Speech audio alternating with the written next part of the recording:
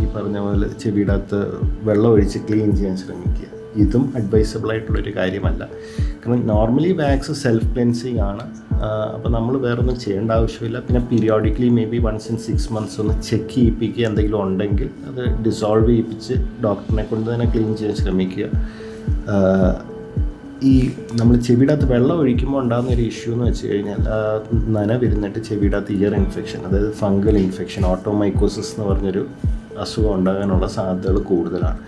ഇത് യൂഷ്വലി നമ്മൾ നോക്കിക്കഴിഞ്ഞാൽ ഇപ്പോൾ സ്വിമ്മേഴ്സ്, നീന്തുന്നവർ, അല്ലെങ്കിൽ വെള്ളത്തിനടിയിൽ കൂടുതൽ മുങ്ങിക്കിടക്കുക, അങ്ങനത്തെ ഉള്ള ജോലി കാര്യങ്ങളൊക്കെ ചെയ്യുന്ന ആൾക്കാരിലാണ് ഈ ഇയർ ഇൻഫെക്ഷൻസ് കോമൺ. അപ്പോൾ ചെവിയുടെ അകത്ത് അങ്ങനെ ആവശ്യമില്ലാതെ വെള്ളം ഒഴിക്കുക, ഇത് കഴിവതും നമ്മൾ ഒഴിവാക്കേണ്ട കാര്യമാണ്.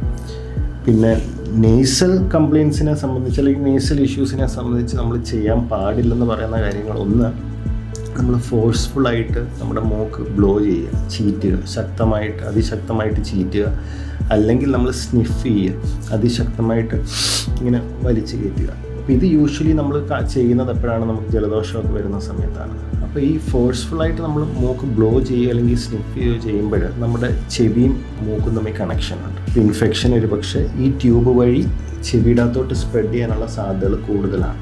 അപ്പം നമ്മൾ ഈ പറഞ്ഞ പോലെ ഒരു ലിമിറ്റിനപ്പുറം ഫോഴ്സ് കൊടുത്തുള്ള ബ്ലോയിങ് നമ്മളത് എക്സ്പീരിയൻസ് ചെയ്ത് കാണും. ചിലപ്പോൾ നമ്മൾ ശക്തമായിട്ട് മൂക്ക് ചീറ്റുമ്പോൾ ചെവി അടഞ്ഞൊരു ഫീൽ വരും. അപ്പം ആ കാര്യങ്ങൾ നമ്മൾ കഴിവതും അവോയ്ഡ് ചെയ്യേണ്ടതാണ്.